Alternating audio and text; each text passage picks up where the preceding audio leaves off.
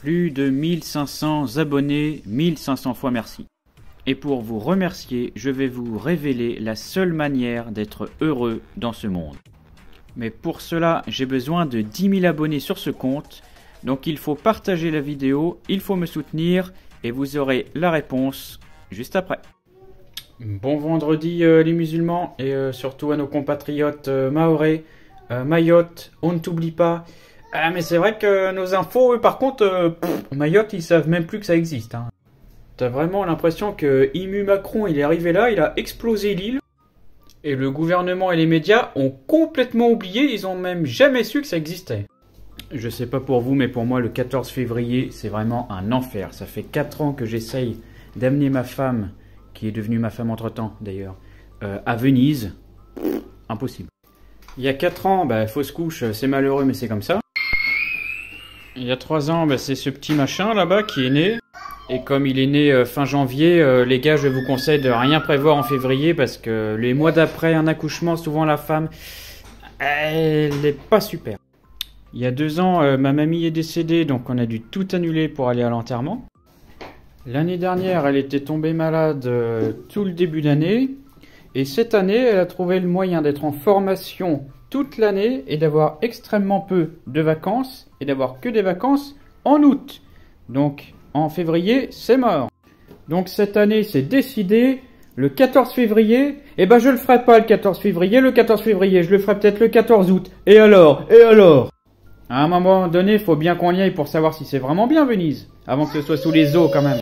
Les meilleures punchlines de Javier Milei au Forum économique de Davos, partie 1. Le wokisme est le cancer de notre époque. Et on commence doucement, petite punchline comme ça, bien droite, bien directe.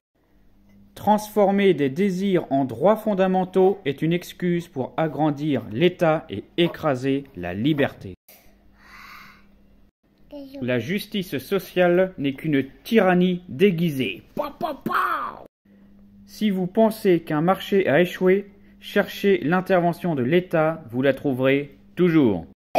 Et enfin, le marché coopère, l'État impose. C'est pourquoi l'État tue la croissance. Merci Javier, merci Javier, merci. Les meilleures punchlines de Javier Milei au Forum économique de Davos, partie 2. Les quotas détruisent l'excellence et ramènent nos sociétés à des systèmes aristocratiques. Le radicalisme écologique voit l'humanité comme un problème à éradiquer. Nos jeunes apprennent à détester notre passé. Comment peuvent-ils espérer construire l'avenir? Elle est belle celle-là, elle est belle. L'idée que l'égalité devant la loi ne suffit pas est une arme pour imposer la tyrannie. Il utilise beaucoup le mot tyrannie, mais on vit quand même dans une tyrannie, donc c'est pas mal. La liberté signifie protéger l'individu, pas créer des droits artificiels financés par l'État. Javier Milei au Forum économique de Davos, partie 3 pour ses punchlines. Quand l'État redistribue, il garde toujours la part du lion. Le marché libère, l'État enferme. C'est une vérité économique que beaucoup refusent d'entendre. Le wokisme est une idéologie de pression qui se cache derrière la diversité et l'inclusion. Les droits positifs sont une trahison des valeurs de liberté et de responsabilité individuelle. Et enfin, l'histoire de l'humanité prouve que c'est la liberté qui crée la prospérité, pas la coercition. Les meilleures punchlines de Javier Milei au Forum économique de Davos. Dernière partie déjà, on n'en voulait plus.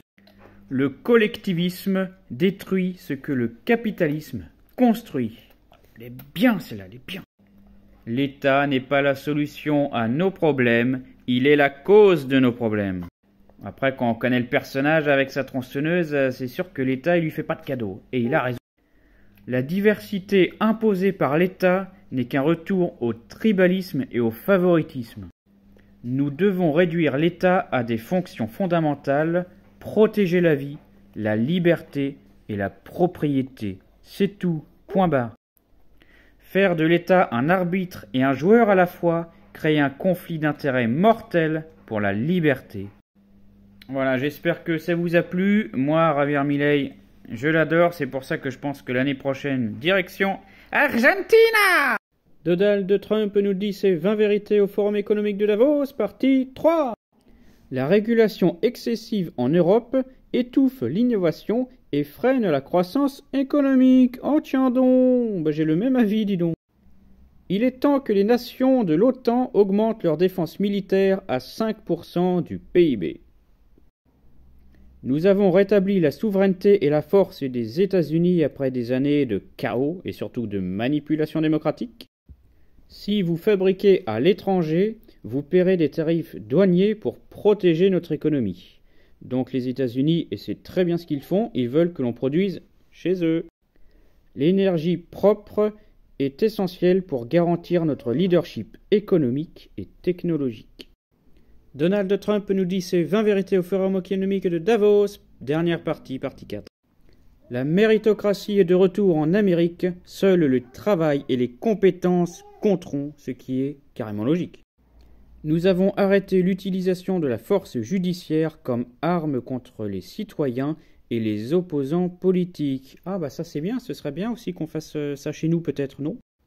L'État qui impose des taxes excessives sur ses citoyens finit par détruire son propre potentiel. Oh, ce serait pas pour ça que la France est devenue de la daube depuis plusieurs décennies?